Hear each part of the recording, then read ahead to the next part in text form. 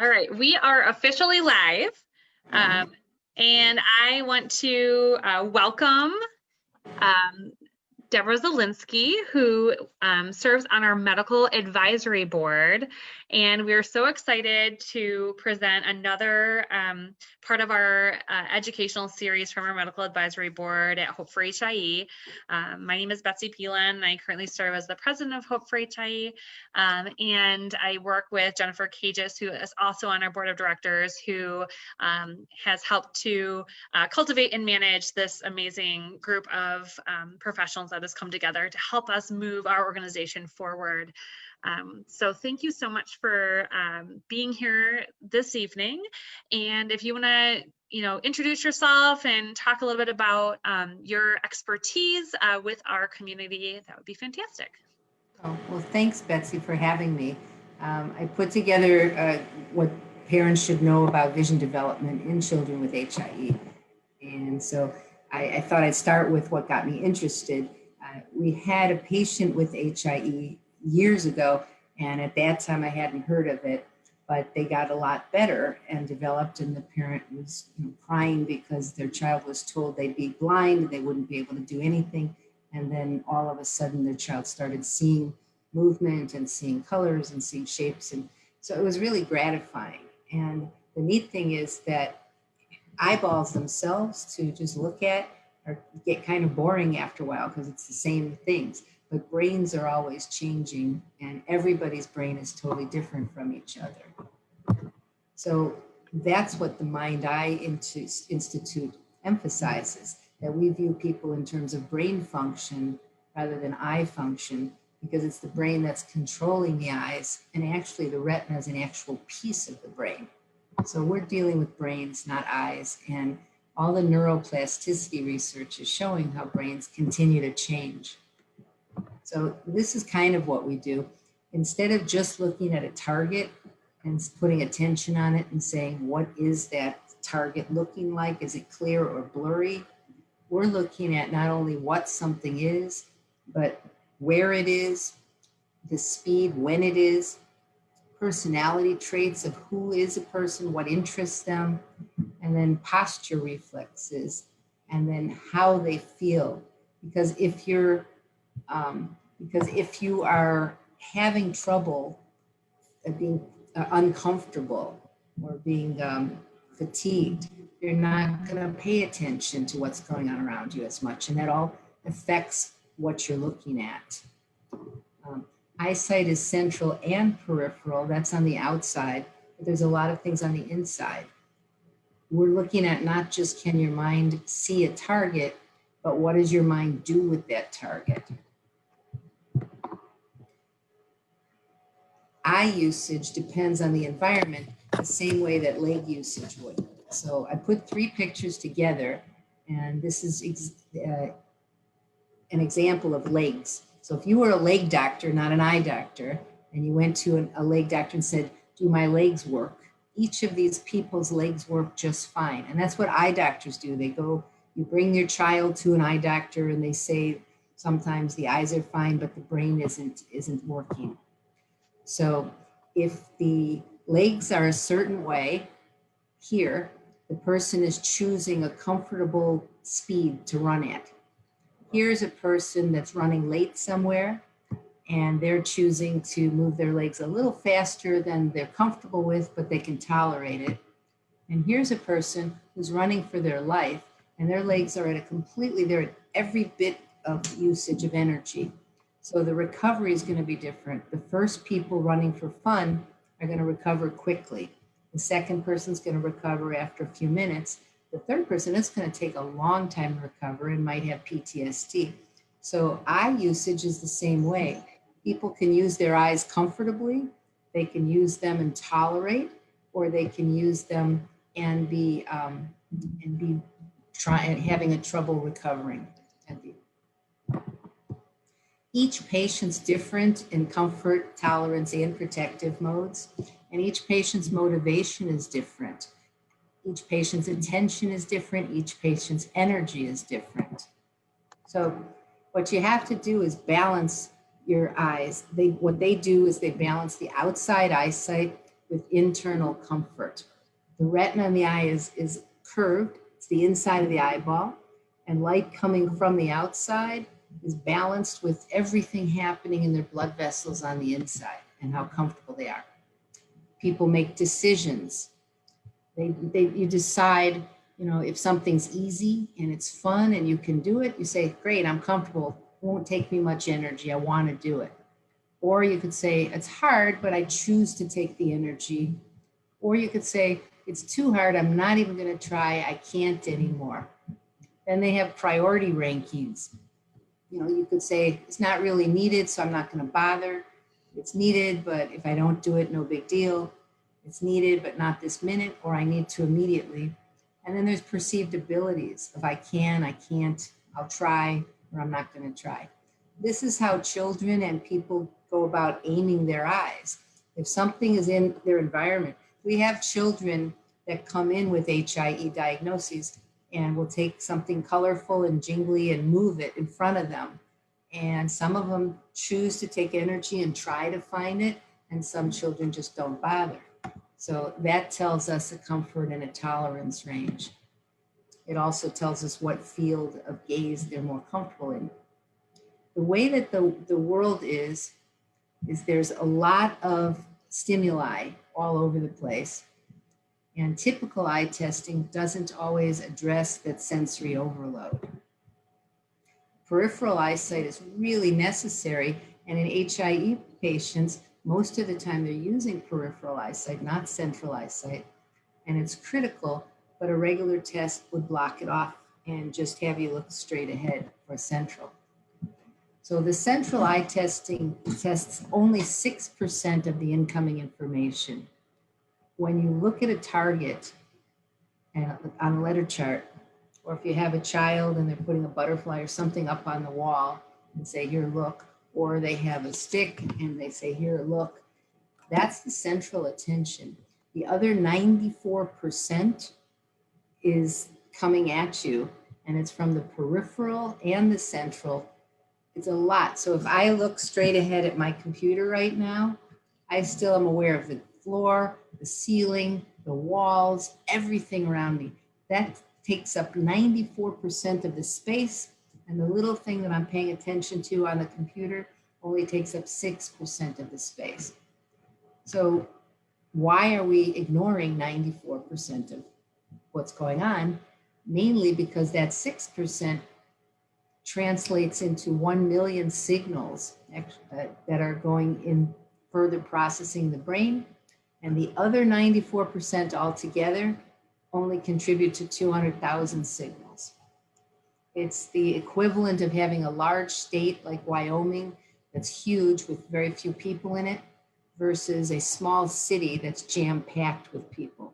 So this spot that people pay attention to contributes to 1 million pieces of information, and all the rest of it have a few thousand here and there scattered around. The difference is that those few thousand pieces in different spots, those are really critical.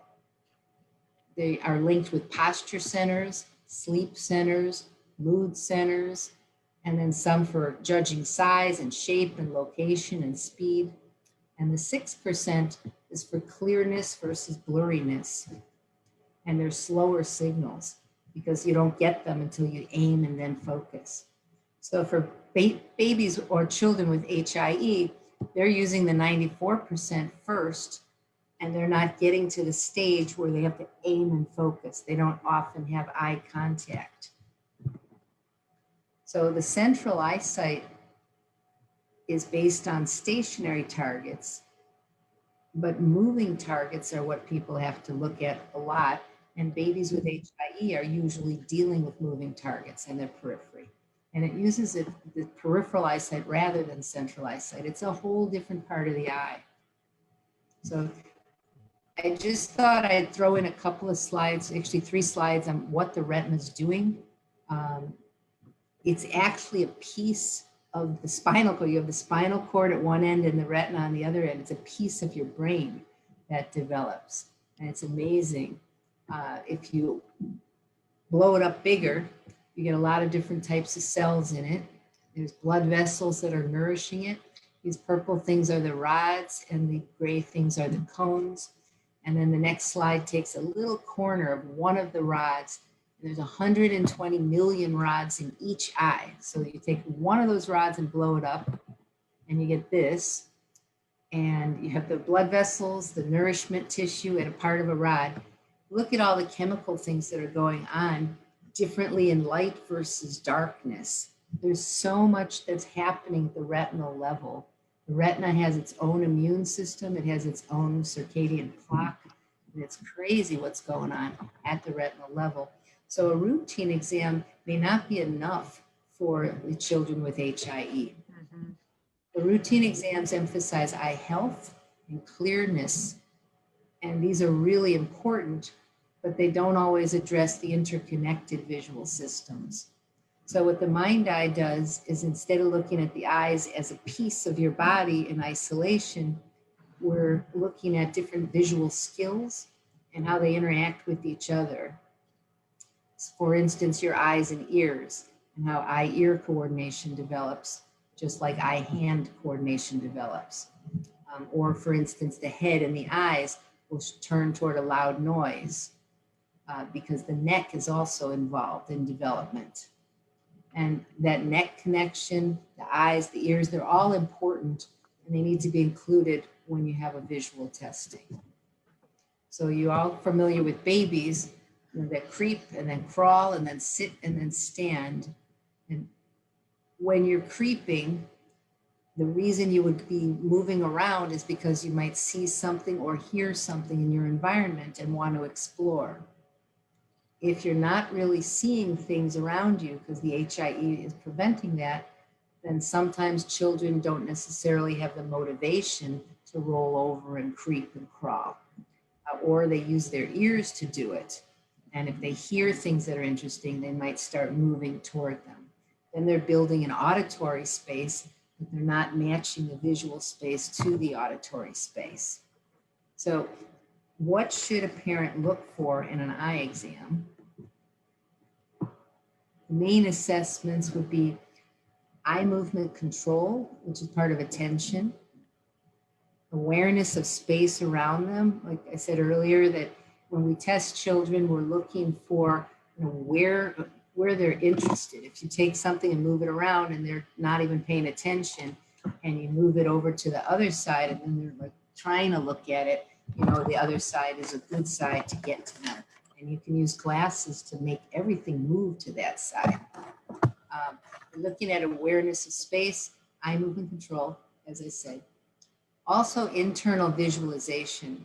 With older children, when you tell them stories, can they make pictures in their mind? Or can they describe to you how to walk somewhere just by changing what they know in their head into words? Are their eyes and ears somewhat coordinated? And are their eyes and hands somewhat coordinated?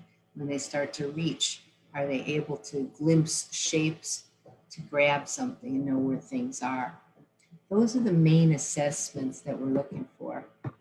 And then what you're looking for in behavior that's connected with the eye would be moods, sleeping patterns. So when we put glasses on children or do other interventions, we're looking for changes in their moods, changes in sleeping patterns, changes in what they're paying attention to and where they're aware, what they're aware of.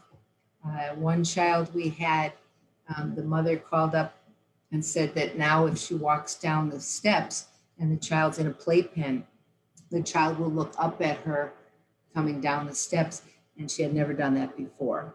That's the building up of a visual space world. That typically a baby is born and there's maybe a 6 or 8 inch space world, and then it slowly increases. So that awareness is a big key factor. And then you're also looking for recovery. If a child has a meltdown, how fast do they recover? What's their tolerance range? So the way I look at it is based on a car versus a driver. You have the concept of having mechanics to fix your car. Those are the structural people. And then you have driving instructors to be functional people. And you need both. The driving instructor doesn't necessarily know how to fix an engine, but they know a mechanic to send you to. And the mechanic doesn't necessarily know how to teach navigational skills of driving on a highway, because that requires the knowledge of turning the steering wheel while pushing the gas pedal, while being aware of the other traffic and judging space. So all of those visual skills that you need are different from having your eyes examined to see the structures in them. So there's a lot of different kinds of eye care professionals, and it can get confusing to parents, but you need every one of them. They're all different. I always say, you know, if you took a Lamborghini and you took it to a really great mechanic and they could figure out, you know, any little thing that was wrong with it and then fix it all up and say, here, now your Lamborghini is absolutely perfect. If you put a 5-year-old into it and say, drive downtown through highway traffic, that doesn't mean the car is going to drive well. And it won't be the car's fault, it's the driver's fault. And if you had a 5-year-old trying to drive down the highway, all the other cars are going to be moving around to try to avoid the swerves from the Lamborghini. Mm-hmm. So the same with your eyes. You have these eyes. In an HIE person, sometimes they haven't learned yet how to use them, and they're not able to navigate through the space that they're given because many visual skills are not in place yet. And there's such a plasticity in the brain, you can teach a lot of visual skills. You just have to build up brain function by giving a lot of information. What optometrists can do that people aren't normally aware of is affect posture. So we can put glasses on people that make you shift your hips looking up or down, rotating side to side, or making objects appear farther or closer, which pull your shoulders in and out. So if you think of it, we can put glasses on that raise things up. If you look up, up, up, and your eyes go up, eventually your chin pulls up, your back tenses up. If you pull something down, down, down, your eyes pull down and your back loosens up. If you move the same thing to the side, your eyes will pull to the side. You'll put more weight on one knee than the other. Oops, sorry, trying to go backwards. Yeah, you put more weight on one knee than the other. And so it's amazing what can be done with glasses that are separate from just seeing clearly. The kinds of sequences we're looking for are, we're looking at biochemical systems, muscular systems, perceptual systems, and cognitive systems. The cognitive systems include memory and retrieval, and thinking, decision-making. The perceptual systems is where glasses change the most. When you put glasses on, you're changing how the environment comes in, and that's changing how your muscles work.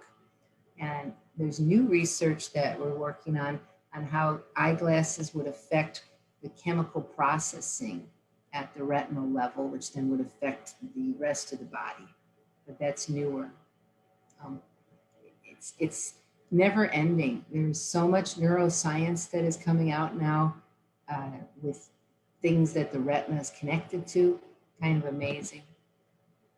And so I wanted to just put together something so that you understood how the eye is connected to so much. The brain is filled with linkages. As of the 1990s, so I haven't looked up the new research, but there was in Clem's book, 304 different visual pathways that were using 47 different parts of the brain. And there's been more discovered. So I don't know how many more, but at least in 1995, it was 47 parts of the brain with 304 visual circuits. And they just keep finding more. It's never ending. So this part I wanted to wrap up. I have some other things to show later if people had different questions. but I wanted to thank Betsy and Jennifer for organizing this.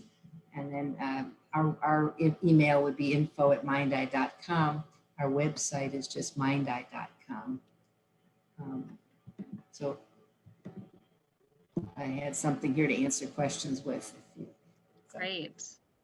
Yeah, so that, I mean, I just love how you are explaining everything, especially for our families, thinking through the different parts. I mean, and I can draw from my own experience where Max is 8, he has a, mild vision impairment, and we got referred early to, an ophthalmologist at, 4 months old because his tracking was delayed, and got, diagnosed with delayed visual maturation.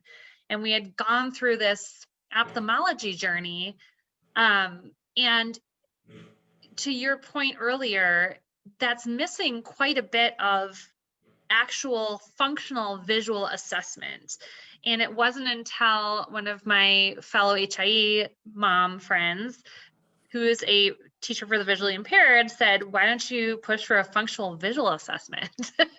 And I didn't even know that existed, and all of the content that you're talking about right now, I think is just so important, especially when you talk about, how important each member of the team is, and that finding those people to have this comprehensive view of your child, and looking at how you can, whether they end up getting diagnosed with CVI or DVM or some other type of, common vision issue, strabismus, esotropia, exotropia, the whole biz.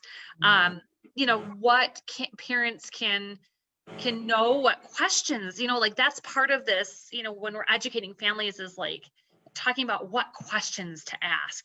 So many times we don't know as parents because we've never been through it. So, well, I directed a clinic for legally blind people back in the 80s, and I worked with brain injuries for children who were near drowning victims, also back in the 80s in Florida. There were a lot of children who fell in swimming pools and nearly drowned, and they had a lot of brain damage and couldn't see. So what we started doing was developing programs with games for these people, for the legally blind people as well as the children. And they could do so much. You didn't need to see. There were a lot of thinking games they could do. And the thinking games that built visualization ability allowed them to glimpse better. In other words, if you just glimpse something out of the corner of your eye real quickly, if your visualization is good, you can picture things in your head, and you don't need so much information from the outside. Yeah, that's very helpful to think about. We do have a question that came in from a parent who says her son was injured at birth with severe HIE, and he doesn't reach for anything. So what are some things that families, and we hear this often, this is a very common experience of our families, like what can they do? What can our families do in this situation to encourage that reaching and, activating that, all of those vision, pathways that you were just talking about?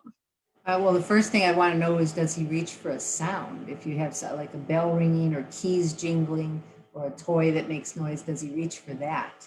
Or is it just a visual object he won't reach for? Yeah, I'll see if she'll respond. That's the first thing. So Sure. if he doesn't reach for anything, then you have to start with the touch and have him tickled or something, and then have him hold on to a soft toy, and then tickle him, and then slowly move it away and bring his hand with it so he feels that there's space. Because some children, they don't reach because they don't realize there's space in front of them. I have children with bubbles. We blow bubbles, and if most typical neurotypical children, you blow bubbles and they run up and they try to poke them as they fall down. And other children will just watch them and not walk to poke them because they don't realize they're part of it. It's more that they're an observer rather than a participant. And then it becomes closer and closer and closer. Eventually you come to a spot where it's within their little space world, and then they start poking. So she's describing, if her child won't reach even for sounds, then he doesn't realize he has a space world in front of him. And So they have to start with holding his hand and moving so that he understands, now it's touching me, now it's away from me, now it's touching me, now it's away, go way back and move things. If he does reach for sounds but not sights, then you start with sights and with sounds, and then you link sounds with touch. But you have to basically link all of the sensory systems together and develop their space world. And then I'd want to know, is it a verbal child? Or like, how old is the child when you're the one you're asking about? Mm-hmm. He talks, or is it a baby? I think so. She has shared that he doesn't use his hands, and I believe this parent's child is less than a year or around a year. I want to think So they're back. not verbal. So if he doesn't use them, but the hands can be used, that he just doesn't know to use them. There's also like reflex work that can be done. There's Feldenkrais, there's Moscatova's method, just to make sure that they know that they have arms and legs. Right. And So she said he's 18 months old. I'm sorry, Elena. I tried to remember. Does he talk at all? Say anything? In other words, does he link words with things? And I'm sure she'll respond in just a minute. There's like a little lag when we go live where it, it's like a 20-second delay. We're looking for, can he hold a cookie and say Right. cookie? Or Right. can he touch his mama and say mama? Right. And I know that many of our kids who have these vision challenges are nonverbal as well. So that might, so I guess, could you talk a little bit about what, in that instance, I know you're modeling with the touch and the visual spatial awareness. Would that be kind of that recommendation of, of working through that? We do have so many kids that have different complexities. Yeah, well, there's totally different complexities. But Yeah. you have also mobiles. Like for smaller children, you'd use a mobile in their bed with black and white, sometimes with red. And then with larger children, you could have a ball hanging on a string. So, we use Nerf balls because regular balls, if it hits them in the face, it's not comfortable.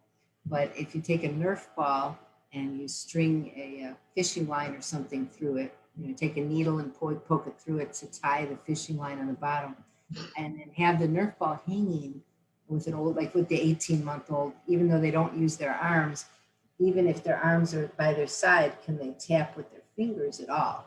Like, if they don't know that they have arms to use, then you need to do something with their body, like I said, Moscatova or Feldenkrais, because they have to have a shoulder and they have an elbow and a wrist. But as far as visually stimulating them, sometimes a ball on a string that's large enough and bright enough and moving can do it. And then you have to find what quadrant of space they react to. You'll have children where anything on this side doesn't work, but over here there's one little spot that they react to. What we do at the Mind Eye is we take goggles that angle light different directions. We rotate the goggles like a clock, and we stimulate different spots in the brain because the back of the eye is part of the brain.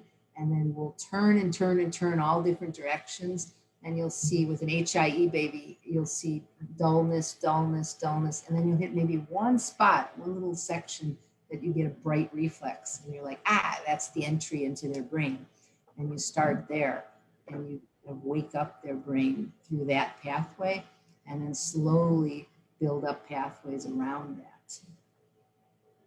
So interesting to think about, especially, when we talk about the potential for vision development and what, was traditionally kind of written off, many years ago and is now the concept of neuroplasticity, but it's also thinking through those, again, what you say, that identification of what does light up and how can we expand that and use that to our advantage to help our children, develop in different ways. Exactly.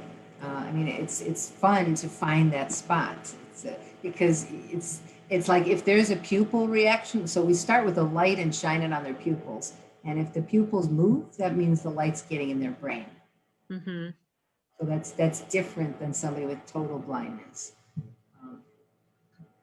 And even the people with total blindness, there's some connection where I put glasses on them and it affects their auditory perception. So Mm-hmm. it's like you don't give up on people. There's some spot there. You just got to find the key and get into it. That's so fascinating. There's another question that is coming in about going back to, talking about this team and, the different types needed. So, to clarify too, you're an optometrist, and can we talk a little bit about the differences between optometry and ophthalmology? Because we know that, most of our families get referred to an ophthalmologist. The ophthalmologist does a vision assessment and they say, yep, it's a processing issue. The eyes are fine. It's a brain, it's a brain issue. And even, we found with neuro-ophthalmology, which should be, one would think is more aligned with that neurology connection. There are many experiences that there is no additional information than what the original ophthalmologist says. Well, so what an ophthalmologist is a medical doctor. I'm not a medical doctor. Mm-hmm. So what medical doctors do when they go to medical school, the first day they start with, okay, here are the different systems in your body, the digestive system, the reproductive system, the circulatory system, all those systems. The eye is a sensory system. And we're looking at all the diseases that you can have. And as a medical doctor, they spend years in school learning how all the systems work together, how there's all these diseases, and then how to treat all the diseases with surgeries or medicines. And then after medical school, they pick a specialty and they say, okay, out of all the things we studied, I like eyes. And then they go in for more years of training on eye diseases and how to do surgeries and medicines to help eye diseases. So when the parents go to an ophthalmologist, they're looking at the eyes. They're the mechanics that I was talking about. And at the eyes specifically to assess the lashes, the cornea, the retina, all the pieces.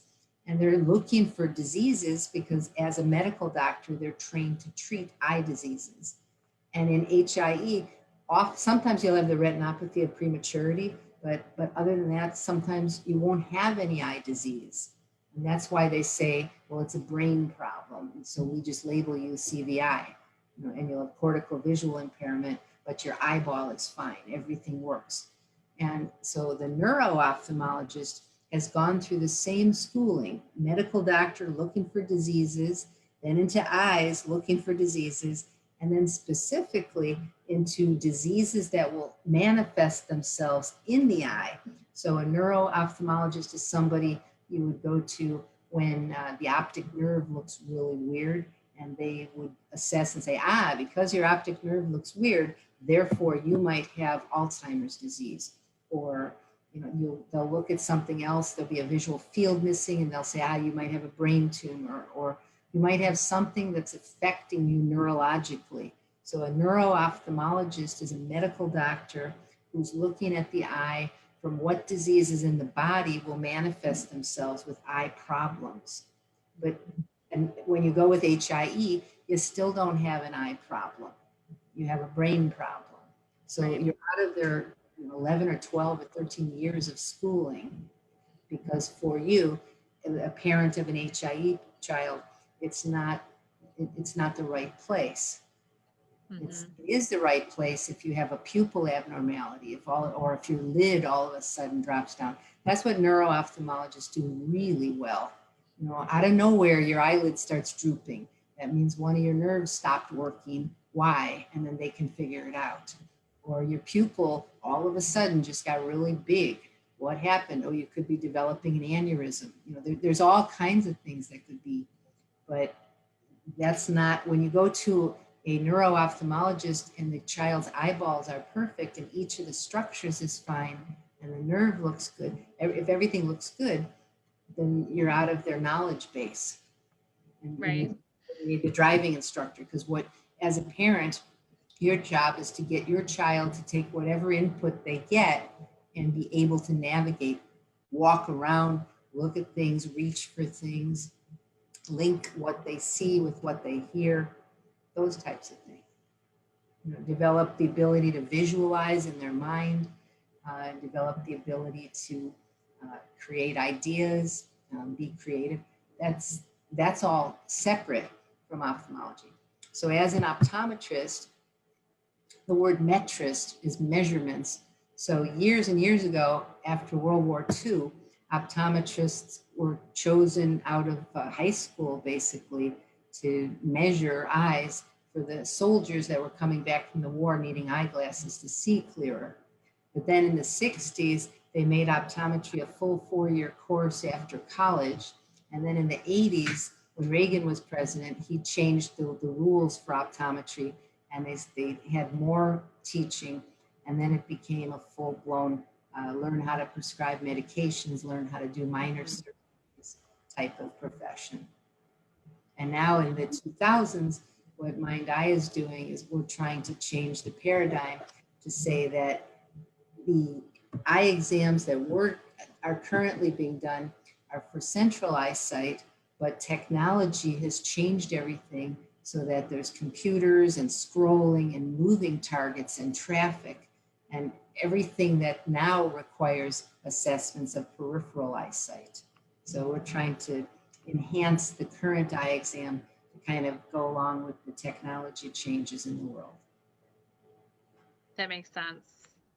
And I just wanted to clarify too, because there was a question of like, you know, we talk about, and we just mentioned these referrals, you know, naturally to ophthalmology if a child's not tracking on time and things like that, which there are some benefits to being referred to ophthalmology in that, I mean, the assessment and potential for, you know, looking at if corrective surgery might be necessary, things like that. I just wanted to clarify that there is some, you know, definitely, you know, Oh, absolutely. Yeah. You have to rule out you have to go to the mechanic first. Right. You need the ophthalmologist desperately because you have to make sure that there's no disease there. Absolutely. But once they tell you there's no eye disease, it's in the brain, then you can go to somebody who's working on functional visual things. Right. In order to say, okay, now that we know you've got a working eyeball, what else can we do so that your brain can make it track? If your eye tracking is poor, it could be because the muscles aren't working. But if the ophthalmologist says, nope, the muscles work fine, then you need somebody to say, okay, how are you judging the space around you? Because if you're turning off your retina and you're only looking through a little tube, and then you're trying to move your eye from place to place, it's very difficult. We had once, I went to a lecture and they had a pile of blurry glasses and they had a different pile of funnels, like kitchen funnels. And you had to pick one set to wear all day long and during the lectures. And the funnels you put on your eye and they made you see crystal clear, but only a little pinpoint of the room at one time. And the blurry glasses, you could see everything, you just were blurry. So I remember picking up the blurry glasses and somebody else said, oh, how can you wear those all day? And I said, well, because I can see everything, look around, know what's coming, and the details don't make that much difference. And the lady with the funnel was saying, well, but I need to see crystal clear. And I said, but then you're missing the whole room. And she says, yeah, but what I'm paying attention to is crystal clear. And so it split. The room ended up being half the people took funnels and half the people took blurry glasses. And it split as personality-wise into who wanted to be aware of their surroundings and who didn't care and were introverts and just wanted to see clearly when they had to look at something. So we do that with glasses currently. We have two kinds of patients, and some kinds of patients can be blurrier and other patients need as clear as they can possibly get. And so when we talk about this team and your specialty of optometry with this type of patient, and we talked a little bit about ophthalmology, and then we talk a little bit about this functional visual assessment. And I know that there's a crossover with in particular, a lot of the services out there that are more school-based or early intervention-based. So can you talk a little bit about how that interplays with your work and being another one of these mechanics that we build with our school team or with our child's teams, medical and school and community team? The school team is actually really functionally based, the ones that I work with here in Chicago. So they are functionally based. The differences are that they do beautiful work, but when I put glasses on that can alter how space looks, it makes their work easier. So it's not really one or the other. I think the itinerants, the visual itinerants that are at the school and all of the specialists do a fantastic job. But what they're doing is working with the child's mind or body. And what we're working with is the environmental changes. When we put magnification or minification on, it changes the way things shift. So you can make something like look farther away with one eye and closer with the other so that everything shifts this way or that way. Or you can make, you put glasses on that tilt the chin up or chin down. And depending on what's happening, that then makes the child more aware of things on one side of them or the other, changes their posture, changes their center of gravity. Then when they're in school, then those vision specialists can get more out of them. Or we can assess and find, where's the best spot. Let's say upper right is the very best spot for these children. Then we can put glasses on that shift everything up to the upper right. Then you send them to school, and then the vision itinerant people can work with them, and they don't have to be up here. They can go anywhere and the light is diverted into that direction. So it just enhances the occupational therapist, the physical therapist, the vision specialist work by us changing the environment. That's just so important, I think, as a big takeaway for our community of that, like I said, that interplay, and like you're mentioning how each person is so critical on this vision team. And it's, we always hate to add more specialists and more, whatever, like so many of us, have a whole, football team that we surround our kids with. But this is so critical to overall development as well. I mean, I know, so many, reading so many stories in our community of kids who, either get what they need, corrective surgery, the right kind of glasses, seeing the optometrist, seeing, the teacher for the visually impaired, and getting all these things come together, and just the difference it can make for that space around the child, and for them to have such a better, that can improve gross motor function, fine motor function, all of these things. Well, that's the slide I have up here. It says, there's motor output, sensory input, and how the processing is at, conscious level, subconscious, and unconscious. And but basically, when I put glasses on somebody, that it's custom designed to activate cells in their retina that then stimulate specific spots in their brain, and it kind of builds a dirt road in there. And then the vision itinerants at school, or the OTs, or the PTs, or the parents are then taking that little dirt road and then using it and rehearsing it and stimulating it over and over and over till that new road becomes a highway. So it's like if you have a shovel and you're going through snow, and you can just make a little path, but then you get all kinds of people walking on it, and eventually it becomes a big giant rut. Yeah, that is very, very helpful. Right. I think we have just a couple more questions that we'll take, and then a lot of people are asking for some resources to share afterwards. So we'll be in touch with you to, as a part of the medical advisory board, to share out more about vision, because obviously it's such a huge, huge part of so many things with our kids. Well, the vision itself is like one humongous category. Yeah. And within vision, there's motor skills and motor control, there's processing, because just even all the people who got on this at 8 o'clock tonight, or you wrote, 8 o'clock Central Time, if they're Pacific, they had to say, oh, it's 6 o'clock. All that thinking and then getting on Zoom, that requires visual skills too. All the planning of getting your child in bed before you get on Zoom, or coordinating something to keep them busy. That's a visual skill. So there's a lot of planning that goes with vision too. It's not just eyesight. Right. And that, we know that there's different parts of the brain that affect that especially that motor planning and visual planning and how that all interplays. Yeah. So I think we'll wrap up with the last question tonight, and then as more come in, everyone that's tuning in, feel free to keep asking questions and we'll work to get them answered. In the interest of time, we are going to wrap this up. But our last question of the night is, can you speak to helping a young toddler with following the direction of a pointing finger? Moving closer to the pointed object seems to help. Any other techniques to bring attention or the cognitive component of what the pointing finger means? This is seems to be a It's common probably assessment. it's not really the pointing finger. It's that if you point at something and say, "Ooh, look at that bird in the sky," and they don't have the ability to have a space world that's far, it doesn't help. Or if you even point at a tree and say, "Look at the tree," so you'd have to see where the child's space world is.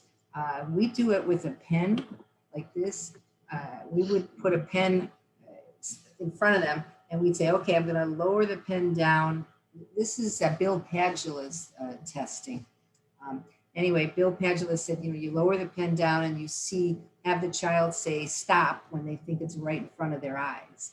And if you're 2 inches away from them and you come down, down, down, they look up at it and they might think it's in front of their eyes, but then you say walk forward and it hits their head. Or they look up, up, up, and then they say now, then they're right there. This is just a few inches up.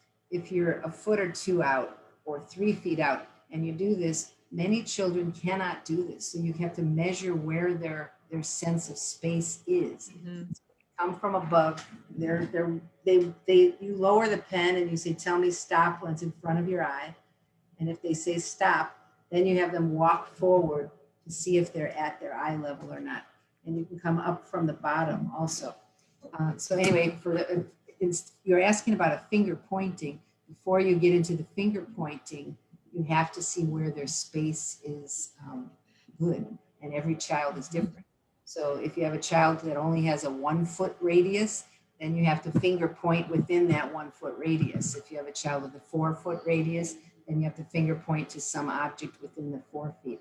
But you cannot assume that just because you point at something big 10 feet away, that they're going to be able to figure out that there's 10 feet of space in there and know where to point. I hope that answered it. Yeah, I think that's definitely helpful. I know that everyone has just found this whole presentation very fascinating. So many people, this is sparking a lot of conversations about who to engage in their team and different questions to ask to, explore things that they probably did not think about before. So I want to thank you again for your time tonight and on our medical advisory board. We appreciate the partnership and you sharing your wealth of knowledge and expertise in this area that, again, we have so many questions all the time. So hopefully we can do another one as well in the future. And I want to thank everyone for tuning in. And this video will be available afterwards. So you can go back and watch it. And again, feel free to keep using the comment section and we'll work on getting resources and additional questions answered. One quick thing, Betsy. Absolutely. One other thing that we do with children is we'll toss a ball, a very light ball, and we'll toss it to their right side or to their left side, and you can watch how they reach for it. So if they reach and catch it on one side, but the other side they're too close or too far, then we know how to put glasses on. That we know that their space is skewed, and so like let's say they reach and they're too close, the ball is farther away and they think it's closer, then we can put glasses on to make things look farther on that side till they can catch, and then that helps too. But if you think of the glasses as shifting the space rather than making things clearer or blurrier, that's kind of a different way to look at it. Absolutely. So helpful. All right. Well, thank you, Deborah, again, so much for joining us tonight. And we will be in touch soon. Okay. All right. Hi, Betsy. Thank you. Thanks, everyone. Let's see.